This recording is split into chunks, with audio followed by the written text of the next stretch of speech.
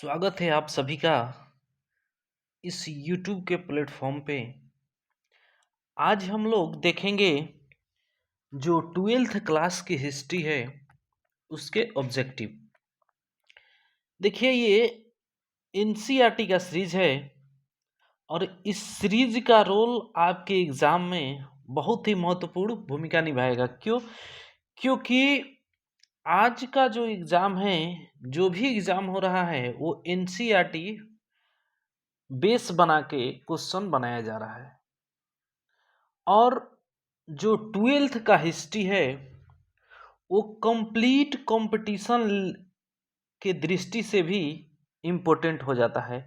क्योंकि देखिएगा कि 9th 10th और 11th ये सब जो है वर्ल्ड हिस्ट्री है। इसमें जो 12th का है इसमें एंशिएंट, मॉडर्न, मिडाइवल और मॉडर्न देखने को मिलता है। और कहीं ना कहीं यहीं से जो भी कंपटीशन का भी क्वेश्चन होता है वो बनता है।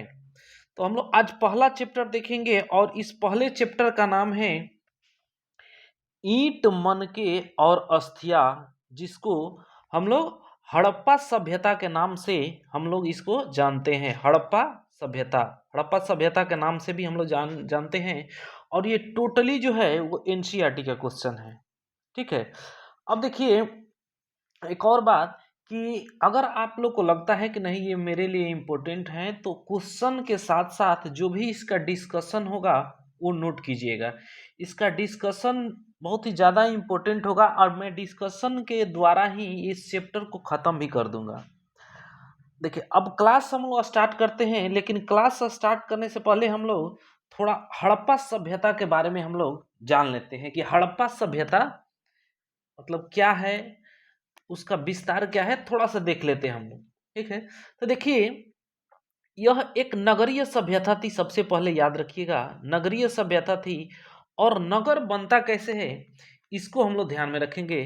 तो जो गांव होता है या ग्राम, उसी से जब उत्पादन अधिशेष यानी कि उत्पादन अधिक होगा तो आपका नगर का विकास होगा। क्योंकि जब आपके पास 10 kg अनाज का खपत है और आपके पास हो गया कितना, 100 kg अनाज हो गया, तो कहीं ना कहीं जो 90 किलो बच रहा है अनाज, उसको क्या कीजिएगा। अगर मान लीजिए आप ज़्यादा फ्यूचर के बारे में सोचने वाले हैं तो 10 kg अपने लिए रख लेंगे और 80 kg कहीं ना कहीं बाजार में या किसी ना किसी से अदला बदली करने की कोशिश कीजिएगा कि हमारे पास अगर ये चीज़ नहीं है तो हम ये 80 kg को देकर और हासिल कर लें। ऐसे ही उत्पादन अधिशेष होने के कारण एक बाजार का डेवलप किया जाए, मतलब एक जगह का ऐसा डेवलप किया गया जहां पर सभी लोग गए और अपने अपने सामान कर लेकर, किसी के पास आलू है, किसी के पास प्याज है, किसी के पास गेहूं है, किसी के पास चावल है। वो लोग क्या किए कि जो गेहूं लेकर गया है उसको जरूरत आलू का है तो आलू से अदला बदली कर लिए, जो आलू लेकर गया है उसे चावल का जरूरत है चावल वाले से कर लिए। ऐसे ही अदला बदली करते करते एक बाजार का वो जगह रूप ले लेगा जहां पर क्या, नगर का विकास हो जाएगा। ठीक है। अब देखिए आगे हम लोग देखते हैं इसके कि इस सभ्यता के समकालीन कौन कौन सी सभ्यताएं थी। तो देखिए हम लोग देखेंगे कि ये जो हड़प्पा सभ्यता है ये 3 देशों में फैली हुई थी। ठीक है।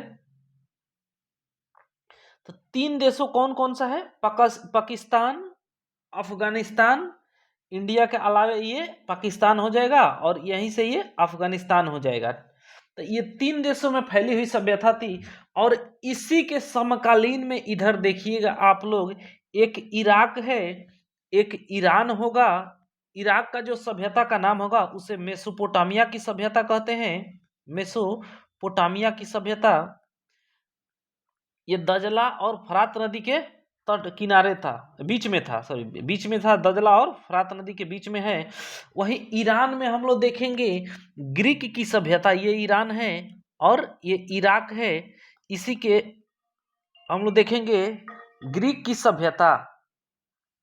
तो ग्रीक की सभ्यता ईरान में है। उसके साथ साथ हम लोग ये भी देखेंगे कि जैसे ही इसके इधर देखेंगे एक मिस्र की सभ्यता भी यहाँ पर देखने को मिलेगी मिस्र में, या नील नदी घाटी की सभ्यता। इसी के समकालीन में इधर भी हम लोग देखेंगे एक चीन की सभ्यता होगी। जो ये जो सभ्यताएं है ये क्या एक साथ चल रही है सब, ठीक है। समकालीन का मतलब ये हो गया। फिर इसका हम लोग विस्तार देख लेते हैं थोड़ा सा कि विस्तार इसका क्या क्या था। तो देखिए, उत्तर में मांडा था जो जम्मू कश्मीर में है, और जो ये मांडा है ये चिनाब नदी के किनारे है। इधर हम लोग देखेंगे दक्षिण में दैमाबाद है जो महाराष्ट्र में है, दैमाबाद ये महाराष्ट्र में है। और दैमाबाद प्रवरा नदी के किनारे है, प्रवरा नदी के किनारे है। ये इस सभ्यता का दक्षिणी बिंदु होगा। और यहाँ देखेंगे हम लोग, जो यहाँ है यहाँ देखेंगे हम लोग क्या, तो यहाँ पे सुतका गेंडोर, कौन सा सुतका गेंडोर है जो दास्क नदी के किनारे है। और ये जो पाकिस्तान में 3 बटा था, ऊपर वाला पंजाब है, ये सिंध है, और ये बलूचिस्तान है। ये बलूचिस्तान में ही सबसे पश्चिमी बिंदु जो था उसको सुतका गेंडोर के नाम से हम लोग जानते हैं। और यह दास्क नदी के किनारे था, ठीक है। इधर में हम लोग देखेंगे पूरब में उत्तर प्रदेश में आलमगीरपुर है जो कि हिंडन नदी के तट पे है, ये यूपी में है। तो ये इसके चौहदी हो गए। देखिए इसका जो स्वरूप था वो त्रिभुजाकार था। स्वरूप क्या था? त्रिभुजाकार था। और जो इसका क्षेत्रफल है, कुल क्षेत्रफल, ये 12,99,600 किलोमीटर में फैला हुआ था। अब यहाँ जो मांडा से लेकर और यहाँ आइएगा दैमाबाद, तो जो इसका लंबाई है, यानी कि इसका उत्तर से दक्षिण तक जो लंबाई है वो 1400 किलोमीटर तक का है। और इधर सुतका गेंडोर से आप आलमगीरपुर तक देखिएगा तो ये 1600 किलोमीटर की लंबाई है। इसका मतलब पूरब से पश्चिम तक, ठीक है। तो ये इसका एक बेसिक चीज हो गया। अब हम लोग क्वेश्चन पे आते हैं और क्वेश्चन देखते हैं। तो इस क्वेश्चन के सारे हम कोशिश करेंगे कि आपका ये चैप्टर ही खत्म हो जाए क्वेश्चन के सारे। थोड़ा डिस्कशन ज़्यादा होगा, वीडियो भी थोड़ा लंबा होगा। कोशिश करेंगे कि हम जितना जल्दी से हो सके शॉर्ट में इसको क्लियर करें। तो देखिए पहला क्वेश्चन है, हड़प्पा टीले का उल्लेख सर्वप्रथम 1826 ईस्वी में किसने किया? तो जो हड़प्पा टीले है इसका सबसे पहले जिक्र जो है 1826 ईस्वी में चार्ल्स मैसर्न करते हैं। अपने नामक व्यक्ति ये अपना जो पंजाब के मोंटेगोमरी जिले में हड़प्पा टीला के बारे में बताते हैं, लेकिन किसी का ध्यान इस पे नहीं जाता है। इनके बाद हम लोग देखेंगे कि 1853 ईस्वी में अलेक्जेंडर कनिंघम सर्वेक्षण करते हैं और बताते हैं इसके बारे में, लेकिन किसी का उनकी भी बात पे ध्यान नहीं जाता है। यहाँ तक 1856 ईस्वी में हम लोग देखेंगे एक ब्रंटन बंधु थे। कौन से? ब्रंटन बंधु। ये क्या करते हैं कि जो एक टीला मिलता है रेलवे लाइन बिछाने के क्रम में, ये हड़प्पा कालीन ईंट का ही प्रयोग उसमें कर देते हैं, क्योंकि इनको जानकारी अभी नहीं है कि हड़प्पा कालीन या हड़प्पा सभ्यता इंडिया में विकास किया है, ठीक है। फिर वही जो अलेक्जेंडर कनिंघम है जो 1853 में करते हैं, वो फिर 1872 में एक बार फिर से सर्वेक्षण करते हैं, लेकिन फिर भी कोई ध्यान नहीं देता है। वहां पर इनको एक सील प्राप्त होता है, ठीक है, मुहर की तरह, ठीक है, पत्थर का। और ये उसको पत्थर समझ के उसका कोई वो नहीं करते हैं, ठीक है। फिर इसके बाद 1921 ईस्वी में दयाराम साहनी जो है वो हड़प्पा सभ्यता की खोज करते हैं और ये बताते हैं कि नहीं, ये जो सभ्यता है ये हमारे यहाँ की सभ्यता है इंडिया में, और बहुत पहले, यानी कि आज से देखिएगा तो 45 ईस्वी वर्ष पूर्व, मैंने 4500 वर्ष पूर्व, ईस्वी नहीं, इसलिए कि 2500 ईस्वी पूर्व में हड़प्पा सभ्यता को देखने को मिलता है, मतलब साक्ष्य मिलते हैं। साक्ष्य के द्वारा हम लोग देखेंगे कि 2500 ईस्वी पूर्व हड़प्पा सभ्यता अस्तित्व में आई थी। फिर 1922 में देखेंगे मोहनजोदड़ो का खोज होगा राखलदास बनर्जी के द्वारा, ठीक है। तो इस क्वेश्चन का आंसर क्या हो जाएगा? चार्ल्स मैसर्न हो जाएगा। नेक्स्ट हम लोग क्वेश्चन देखते हैं 2 नंबर कि मोहनजोदड़ो की खोज 1922 ईस्वी में किसने की? तो देखिए मोहनजोदड़ो जो है वो ये पाकिस्तान के जो हम 3 प्रांत बताए, 3 प्रांत, एक ऊपर का पंजाब हो जाएगा जिसमें हड़प्पा है, नीचे बीच का सिंध प्रांत हो जाएगा जिसमें यही मोहनजोदड़ो है, और नीचे का बलूचिस्तान है। हम आपको बताए बलूचिस्तान के बारे में कि नहीं, जो सूतका गेंडोर है यही बलूचिस्तान में यहाँ पे देखने को मिलता है। तो मोहनजोदड़ो जो है, पहले तो इसका अर्थ जान लेते हैं इसमें कि मोहनजोदड़ो का अर्थ क्या होता है। तो इसका अर्थ होता है मृतकों का टीला, मृतकों का टीला। सिंध का बाग के नाम से भी हम लोग इसको जानते हैं, सिंध का बाग। फिर या स्तूपों का शहर भी इसको कहते हैं। और जो मोहनजोदड़ो है इसके जो खोज है वो राखल दास बनर्जी, आर.डी. बनर्जी भी इनको कहते हैं, राखल दास बनर्जी ने किया था। हड़प्पा का खोज दयाराम साहनी, जो ये दयाराम साहनी आपको दिख रहे हैं, ये हड़प्पा की खोज करते हैं। 1921 ईस्वी में दयाराम साहनी हड़प्पा की खोज करते हैं, हड़प्पा की खोज करते हैं। और एक बात, ये मोहनजोदड़ो है ये किस नदी के, तो सिंध प्रांत में सिंध नदी के तट पे है। यहाँ आमरी है, ये मोहनजोदड़ो हो जाएगा, ये आमरी हो जाएगा। फिर यहाँ कोटदीजी हो जाएगा और यहाँ पे चंदहुदड़ो हो जाएगा। 4 जो शहर है, यानी कि उस समय के सिंध नदी के तट पे ये 4 शहर, और भी शहर देखने को मिलेगा लेकिन ये 4 इंपोर्टेंट है, इसलिए हम आपको ये बता रहे हैं। ठीक, चलिए तो नेक्स्ट हम लोग क्वेश्चन देखते हैं, तीसरा नंबर, कि सिंधु घाटी सभ्यता में हल का प्रमाण मिला है। देखिए सिंधु घाटी की सभ्यता में हल से जोते हुए खेत का प्रमाण हम लोग को कालीबंगा से मिलता है। कालीबंगा से हल से जोते हुए खेत का प्रमाण मिलता है। फिर आगे हम लोग देखेंगे कि जो रोपड़ है, रोपड़ ये स्वतंत्रता के बाद पहला उत्खनित शहर था। स्वतंत्रता के बाद मतलब कि हम लोग जब 1947 में हमारा देश आजाद होगा तो पहला जो स्थान होगा उस रोपड़ को ही किया जाएगा।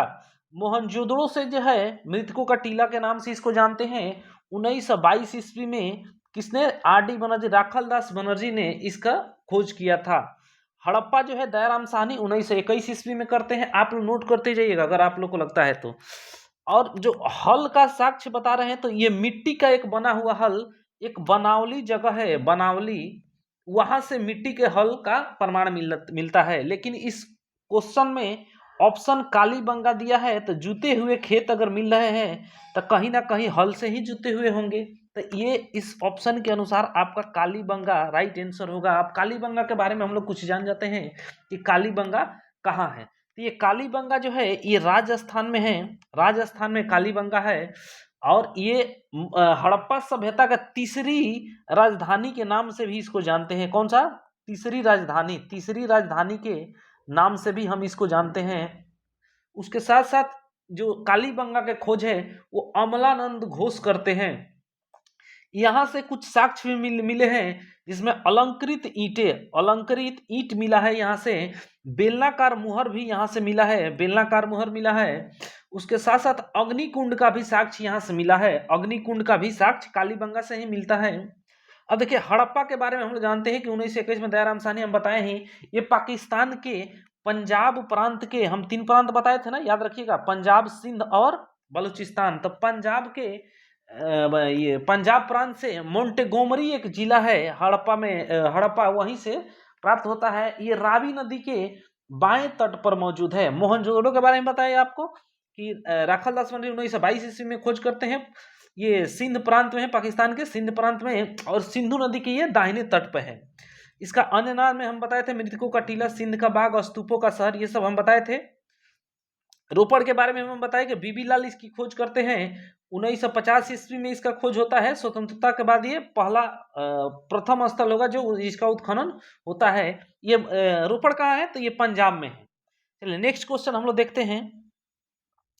नेक्स्ट क्वेश्चन हम लोग देखते हैं कि हड़प्पा सभ्यता में प्राप्त अवतल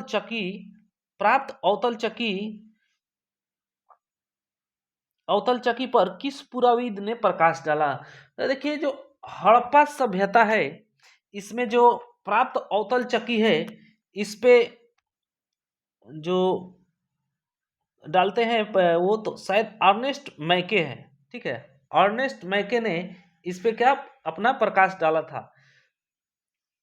नेक्स्ट हम लोग क्वेश्चन देखते हैं 5 नंबर कि सिंधु घाटी के निवासियों को किस धातु का ज्ञान नहीं था। तो देखिए सबसे पहले कि उनको सोना का ज्ञान था। क्यों? क्योंकि हम लोग देखेंगे कि जो सोना का आभूषण वहां से मिले हैं, हड़प्पा से 6 लड़ियों वाला सोने का हार मिला है। हड़प्पा से 6 लड़ियों वाला सोने का हार मिला है हड़प्पा से। चांदी का भी जो साक्ष्य है ये हम लोग देखेंगे, एक कुणाल जगह है, स्थान है हरियाणा में, वहां से चांदी के मुकुट मिले हैं, चांदी के मुकुट मिले हैं। देखिए हड़प्पा से और एक बात, श्रृंगार दान भी मिला है हड़प्पा से, श्रृंगार दान भी मिला है हड़प्पा से। ऐसे हम लोग आएगा तो देखते रहेंगे उसको। कुणाल से क्या मिला है? तो चांदी के मुकुट मिले हैं। फिर जो ये तांबा हो गया ये भी मिला है, मिताथल एक जगह है हरियाणा में ही, यहाँ से तांबे की कुल्हाड़ी मिली है। कौन सा? मिताथल, मिताथल से तांबे की कुल्हाड़ी मिली है। अब बात करते हैं हम लोहा का, ठीक है। और एक बात, तांबा जो है प्रथम धातु है जो जिसका प्रयोग होगा, सबसे पहले तांबा का ही प्रयोग किया गया है। लोहा का देखते हैं तो लोहा का प्रयोग उसमें नहीं मिलता है, तो इसका आंसर हो जाएगा आपका लोहा, ठीक है, लोहा। लेकिन लोहा का इतिहास हम लोग देखेंगे तो लोहा का जो इतिहास है ये हम लोग को देखने को मिलता है उत्तर वैदिक काल में। किसमें? उत्तर वैदिक काल में देखने को हम लोग को लोहा मिलता है। और वो भी कब? जब 1000 ईस्वी पूर्व में लगभग मिलता है। और ये युद्ध के क्षेत्र में, केवल युद्ध में प्रयोग किया जाता है लोहा का। उत्तर वैदिक काल में किसमें? तो केवल युद्ध में प्रयोग इसका किया जा रहा है लोहा का।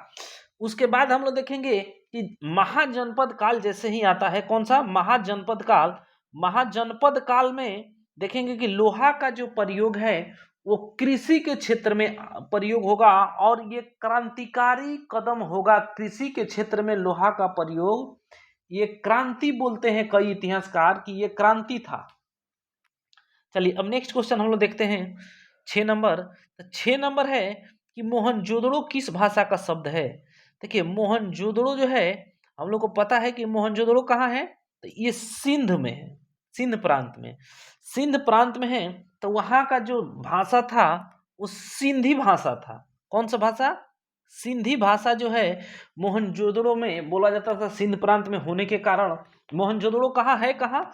ये पाकिस्तान प्रांत के पाकिस्तान के सिंध प्रांत के कहाँ पर, किस में? तो लड़काना जिले में है, लड़काना जिले। फिर ये कैसे है? तो ये सिंधु नदी के दाहिने तट पर आमरी, मोहनजोदड़ो, यहाँ कोट दीजी, चंदहुदड़ो, ये 4 शहर है जो सिंध नदी के तट पे हैं। और 1922 ईस्वी में इसका खोज कौन किया था? राखालदास बनर्जी। इसके अन्य नाम बताए ही आपको, मृतकों का टीला, सिंध का बाग, स्तूपों का शहर, ठीक है। अगला हम लोग क्वेश्चन देखते हैं 7 नंबर। 7 नंबर दे रहा है कि कालीबंगा स्थित है। तो हम आप लोग को पिछला कोर्स पीछे भी डिस्कस किए कि कालीबंगा जो स्थित है वो किस पर, कहाँ पे है? तो कालीबंगा राजस्थान में है। सिंध में कौन सा है? तो यही मोहनजोदड़ो, आमरी, कोटदीजी और चंदहुदड़ो। उत्तर प्रदेश में हम आपको बताए कि सिंधु घाटी सभ्यता का सबसे जो पूर्वी भाग है उसको आलमगीरपुर के नाम से जानते हैं, जो हिंडन नदी के किनारे है। कहाँ? आलमगीरपुर है, कहाँ? हिंडन नदी के किनारे। बंगाल में कोई ऐसा नहीं है, मिलने का तो मिला है लेकिन कोई ऐसा इंपॉर्टेंट नहीं मिला है।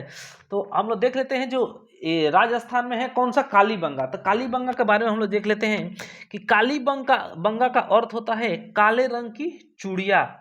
कालीबंगा सिंधु सभ्यता की तीसरी राजधानी के नाम से फेमस है। कालीबंगा सिंधु सभ्यता की तीसरी राजधानी के नाम से इसको जाना जाता है।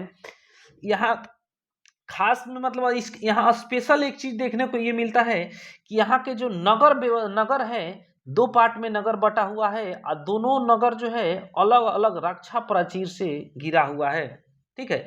यहाँ से जो साक्ष्य मिलते हैं, देखिए राजस्थान है जो बालू वाला इलाका है, यहाँ पर ऊंट का प्रयोग ज्यादा होता है। तो यहाँ से ऊंट के हड्डी का साक्ष्य मिलता है, ऊंट के हड्डी का साक्ष्य मिलेगा।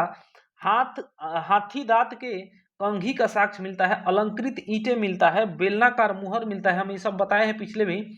फिर उसके साथ साथ देखेंगे लकड़ी का नाली मिलेगा, भूकंप का भी साक्ष्य यहीं से मिलता है। ठीक है। चलिए अब हम लोग 8 नंबर क्वेश्चन देखते हैं। 8 नंबर क्वेश्चन है कि राय बहादुर दयाराम साहनी ने कहाँ उत्खनन कराया था। तो जो दयाराम साहनी है, हम बताए आपको कि 1921 ईस्वी में, कब 1921 ईस्वी में हड़प्पा सभ्यता का खोज किया और इन्होंने 1923-24 ईस्वी में इस जगह का उत्खनन भी कराया। हड़प्पा सभ्यता कहाँ खोज किया था, पहले तो इसका देख लीजिए आंसर क्या हो जाएगा, हड़प्पा सभ्यता। हड़प्पा सभ्यता का खोज कहाँ किया था, तो पाकिस्तान के पंजाब प्रांत के, कहाँ पे, पंजाब प्रांत के कौन सा जिला, मोंटेगोमरी जिला। किस नदी, तो रावी नदी के कौन से तट पे, तो बाएं तट पे नदी इधर से आ रही है ना, मान लीजिए कि ये नदी हो गई, इसी के बाएं तट पे यहाँ हड़प्पा होगा। ठीक है, ये रावी नदी हो गई, रावी नदी के बाएं तट पे। अब देखिए इसका भी कुछ उपनाम है, जो हड़प्पा है इसका भी कुछ उपनाम है, जैसे तोरण द्वार का नगर इसको कहा जाता है। हड़प्पा को तोरण द्वार का नगर कहा जाता है, अर्ध औद्योगिक नगर भी कहा जाता है, क्योंकि यहाँ से फैक्ट्रियां भी मिली है, इसलिए अर्ध औद्योगिक नगर इसको कहा जाता है। उसके साथ साथ हम लोग देखेंगे कि हड़प्पा और मोहनजोदड़ो, जो ये दोनों आपको देखने को मिला है, इसको जुड़वा राजधानी भी हम कहते हैं। हड़प्पा और मोहनजोदड़ो को जुड़वा राजधानी भी कहते हैं। यहाँ का जो नगर रहने वाले लोग हैं वो अपना नगर बनाते हैं, ये दो पार्ट में बना हुआ था। ठीक है, एक पश्चिमी और पूर्वी टीला। ठीक है, जो पश्चिमी ये जो टीला है ये रक्षा प्राचीर से घिरा हुआ है और इसमें उच्च वर्ग के लोग रहते थे, इसको गढ़ी क्षेत्र कहते थे। हम लोग गढ़ी क्षेत्र के नाम से जानते हैं। यह निम्न वर्ग के यहाँ लोग रहते थे, इसको निचला नगर भी कहते थे। देखिए यहाँ से हड़प्पा से जो साक्ष्य मिले हैं वो श्रृंगारदान का साक्ष्य मिले, हम बताए थे आपको श्रृंगारदान मिल रहा है, यहाँ श्रृंगारदान। गठियारों का साक्ष्य मिलेगा, अन्नागार भी यहाँ से मिलता है, अन्नागार मिलता है। यहाँ से 2 ठो समाधि मिलता है। ठीक है, जिसका नाम है R37 और HR प्रकार की समाधि स्थल यहाँ से मिलता है। ताबूत का भी साक्ष्य यहाँ से मिलता है। यहाँ से फिर हम बताए आपको कि तांबे की फैक्ट्री भी यहाँ से प्राप्त हुई है। फिर गधा का हड्डी मिला है, गधा का हड्डी, ऊंट का हड्डी हम बताए आपको कहाँ से, तो राजस्थान के कालीबंगा है वहां से मिलता है, गधा का हड्डी यहाँ से मिलता है। यहाँ और भी देखिए ये सभ्यता इतना विकसित थी कि प्रत्येक घर में यहाँ शौचालय का साक्ष्य मिलता है। वही श्रृंगारदान में हम क्या बताए थे कि सोने का 6 लड़ियों वाला हार मिला था, सोने का 6 लड़ियों वाला हार मिला था। ये सब नोट करते जाइएगा आप लोग, देख सुन भी लीजिएगा 2-4 बार वीडियो तो हो जाएगा, नोट अगर नहीं कर रहे हैं तो।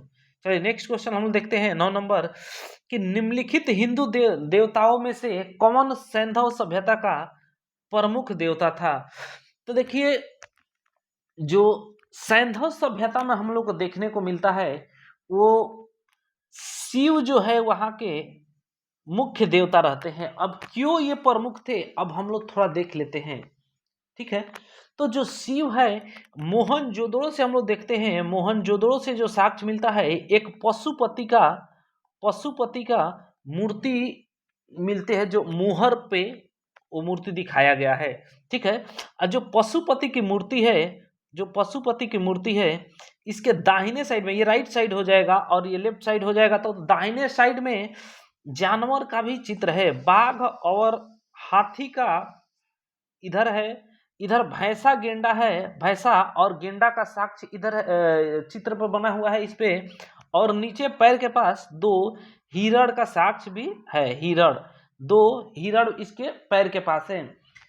इसी मोहनजोदड़ो से हम लोग देखेंगे कि बृहद स्नानागार का साक्ष्य मिलता है, जिसका फर्श सोचिए कि उस समय जिप्सम और बिटुमिनस मिलाकर प्लास्टर किया गया था। फर्श किसे, जिप्सम और बिटुमिनस से प्लास्टर किया गया था। इसी मोहनजोदड़ो से सबसे बड़ी ईंट मिलती है और यहीं से एक कांसे की नर्तकी भी मिलती है। तो इसका आंसर क्या हो जाएगा, तो शिव हो जाएगा इसका आंसर। चलिए नेक्स्ट क्वेश्चन हम लोग देखते हैं 10 नंबर क्वेश्चन है कि सिंधु घाटी सभ्यता किसके समकालीन नहीं मानी जाती है। तो हम आप लोग को शुरू में ही बताए कि चीन की सभ्यता जो है, आप लोग को शुरू में हम डिस्कस किए कि ये जो भारत है इसके समकालीन में कुछ सभ्यताएं जन्म ली थी। मैंने साथ साथ में, ठीक है। हम लोग इधर देखें कि इधर में हम बताए कि चीन की सभ्यता है, चीन की सभ्यता है। फिर इधर हम आपको बताए कि जो दूसरा मिस्र, मतलब कि इधर एक ईरान था, सॉरी इराक था। यहाँ पर इराक में कौन सा, मेसोपोटामिया की सभ्यता थी, मेसोपोटामिया की सभ्यता। ईरान था, ईरान, ईरान में हम बताए कि ग्रीक की सभ्यता है। और यहीं पे मिस्र है, जहाँ पे मिस्र की सभ्यता या नील नदी की सभ्यता है, ठीक है। और ये सभ्यता के बारे में बस इतना ही आप लोग के लिए इंपॉर्टेंट है। नेक्स्ट हम लोग देखते हैं क्वेश्चन। नेक्स्ट है कि हड़प्पा सभ्यता किस युग की सभ्यता है। देखिए हड़प्पा की जो सभ्यता है इसको हम लोग कांस्य युगीन सभ्यता के नाम से भी जानते हैं। क्यों? क्योंकि देखिए कांसा जो है, जिसको ब्रोंज हम लोग कहते हैं, ठीक है। कांसा तांबा और टीन का मिश्रण होता है। कांसा तांबा और टीन का मिश्रण होता है।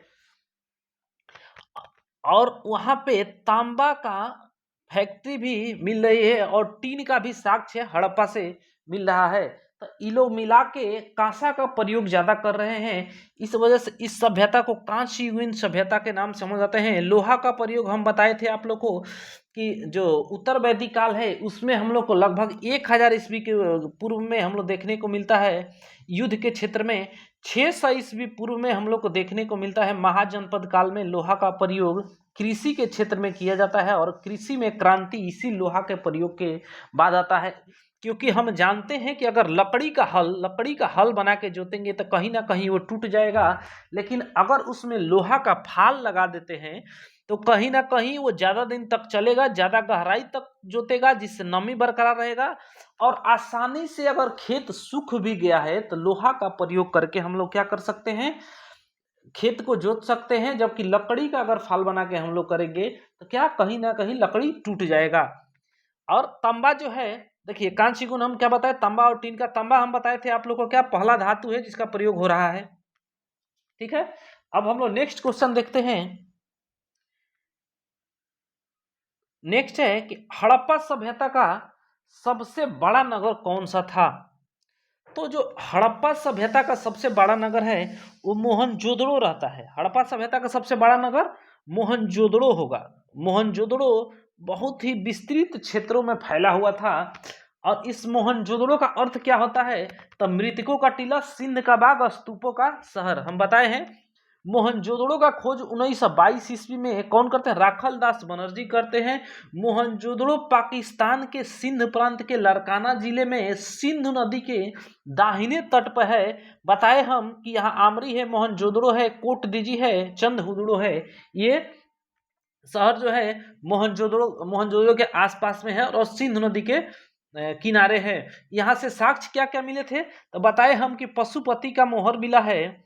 पशुपति का मोहर यहाँ पे से मिला है, जिसको क्या शिव को दिखाया गया है और उस वही पशुपति को मतलब शिव बताया गया है, ठीक है। और उसी मोहर पर क्या बताया कि जो मोहर है उसके दाहिने साइड में हाथी और बाघ, बाएं साइड में गेंडा और भैंसा और नीचे में 2 हिरण का साक्ष्य मिला है।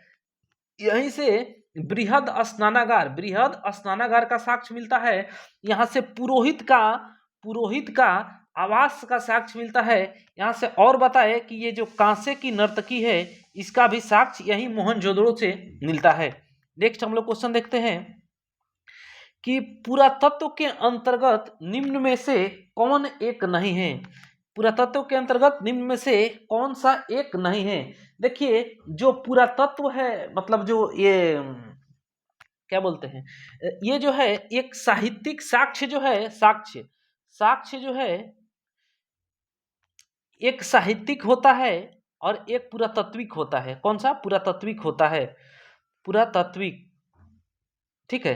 तो साहित्यिक हम लोग जानते हैं कि साहित्य के अंदर क्या आता है, जैसे बुक आ गया, फिर ताम्रपत्र आ गया, भोजपत्र आ गया, ये सब आता है साहित्य के अंदर। क्या कोई बुक हो गया, ताम्रपत्र हो गया, ताम्रपत्र, कोई भोजपत्र हो गया, भोजपत्र मतलब वही पत्ता पे लिखा हुआ। पुरातात्विक स्रोत में क्या आ जाएगा, तो शिलालेख होता है। क्या होता है? शिलालेख होता है।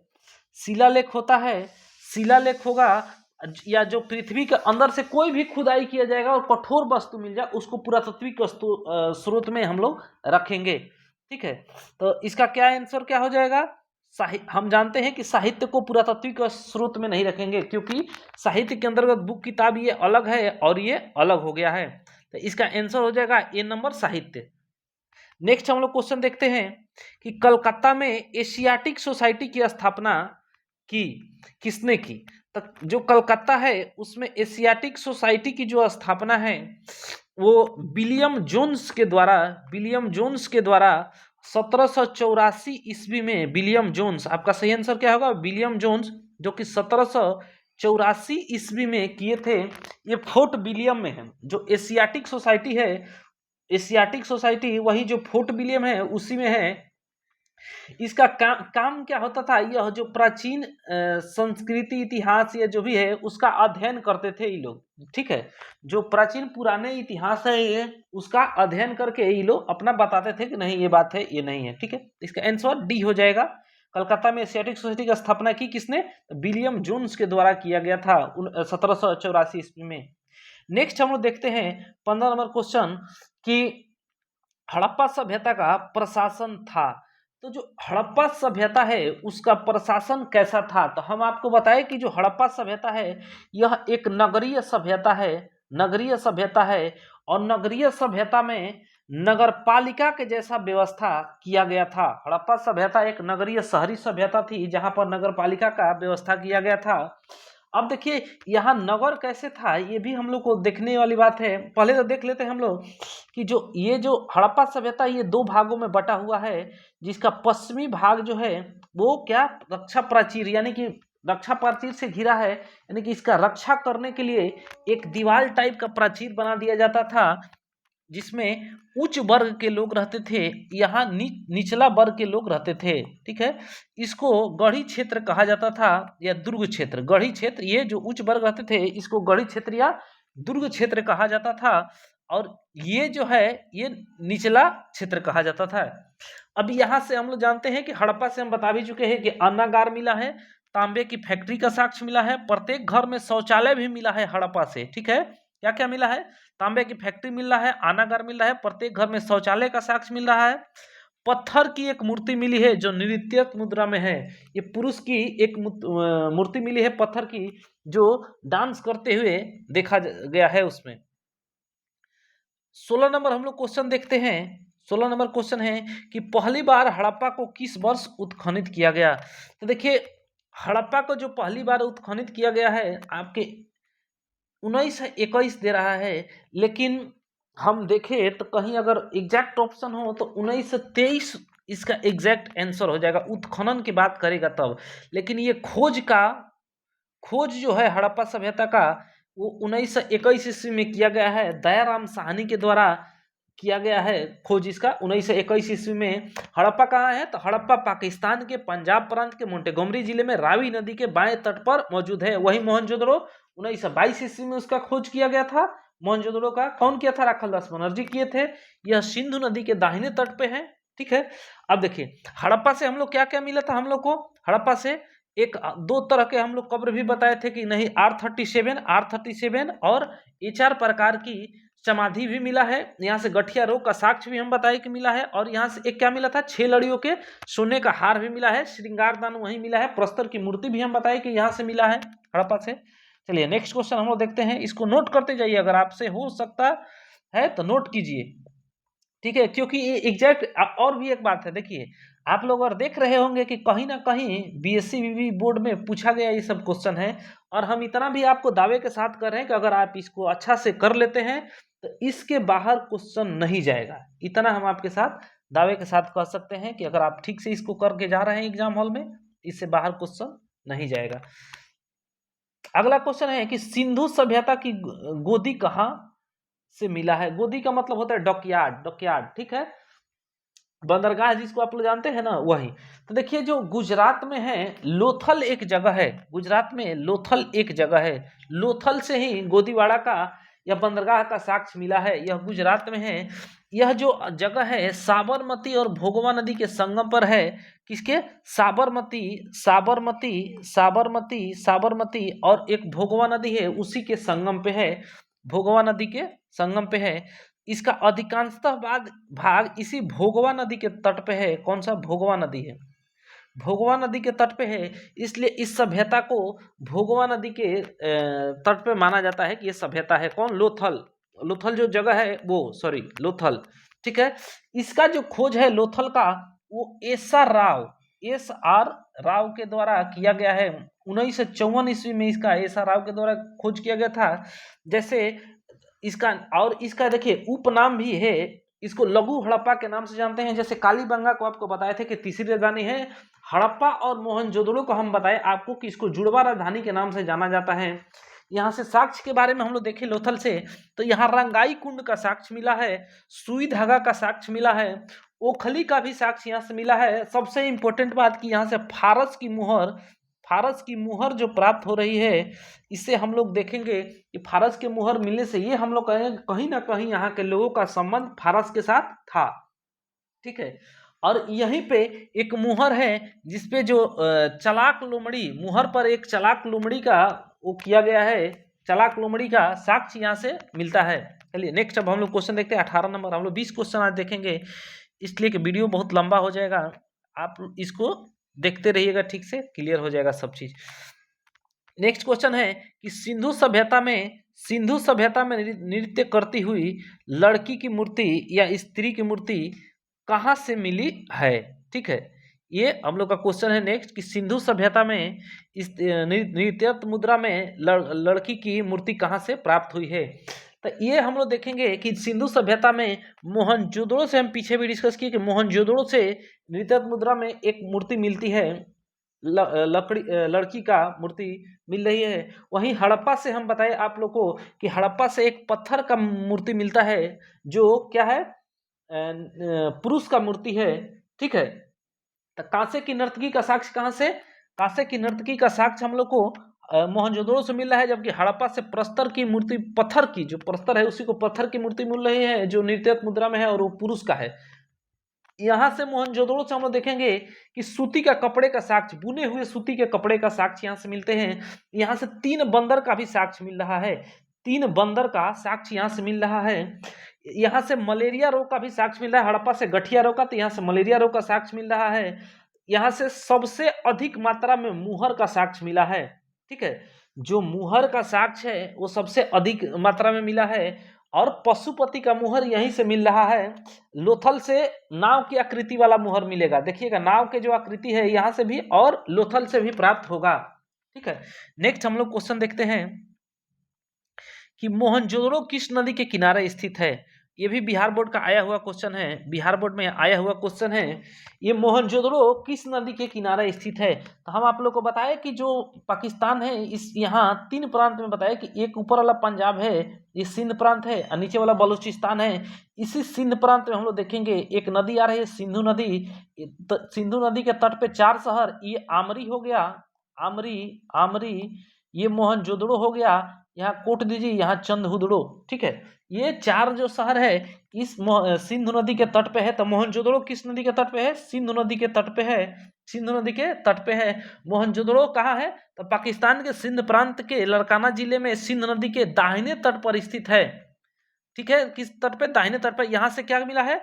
यहाँ से मोहनजोदड़ो से एक और बात याद रखिएगा, यहाँ से बृहद स्नानागार मिला है, स्नानागार मिला है। और ये जो स्नानागार है, ये स्नानागार तो उत्तर और दक्षिण में इसके सीढ़ी मिले हुए हैं, और यहाँ पर देखिएगा पश्चिम और दक्षिण में इसके जल निकासी का भी साक्ष्य यहाँ पर मिला है। हड़प्पा किस नदी के? तो रावी नदी के तट पे है। अब हम लोग आज का लास्ट क्वेश्चन देखते हैं 20 नंबर। 20 नंबर क्वेश्चन है कि हड़प्पा सभ्यता भारत के किस भाग में विकसित हुई थी। तो हड़प्पा सभ्यता भारत के किस भाग में विकसित हुई थी? तो भारत के हम लोग देखेंगे कि जो भारत का ये मैप है, इसके द्वारा हम लोग समझने की कोशिश करते हैं। ये जो भारत का मैप है, देखिए पहले जो है पाकिस्तान, अफगानिस्तान और भारत एक ही में था। तो यही पाकिस्तान में यहाँ पे देखिएगा हड़प्पा जो है वो मिलेगा। तो ये हो जाएगा आपका ये पश्चिम वाला क्षेत्र हो जाएगा, ये कौन सा हो जाएगा, ये क्षेत्र पश्चिम वाला हो जाएगा और ये उत्तर वाला हो जाएगा। तो यानी कि जो पश्चिमोत्तर है यहाँ पर इसका विकास हुआ है, किसका, हड़प्पा का। इसका खोज हड़प्पा का किसने किया था, हड़प्पा सभ्यता का खोज कौन किया था, तो दयाराम साहनी। कब किए थे, 1921 ईस्वी में दयाराम साहनी के द्वारा किया गया था। ये किस नदी किनारे, रावी नदी के बाएं तट पे स्थित है हड़प्पा। ये कहाँ है, बताया कि पाकिस्तान के पंजाब प्रांत के मोंटगोमरी जिले में है। यहाँ से क्या मिला था, हड़प्पा से पत्थर की मूर्ति मिली है, पुरुष का जो है नृत्य मुद्रा में है, मतलब नाचते हुए मुद्रा में दिखाया गया है। इसका उपनाम क्या था, याद है, बताए थे पीछे, तोरण द्वार या अर्ध औद्योगिक नगर। इसी को मोहनजोदड़ो और हड़प्पा और मोहनजोदड़ो को कौन बताया था जुड़वा राजधानी, जुड़वा राजधानी बताया गया है। वो एक व्यक्ति थे जिनका नाम था पिगट महोदय। पिगट महोदय ने इसको जुड़वा राजधानी बोला था, इसको भी ध्यान रखिएगा।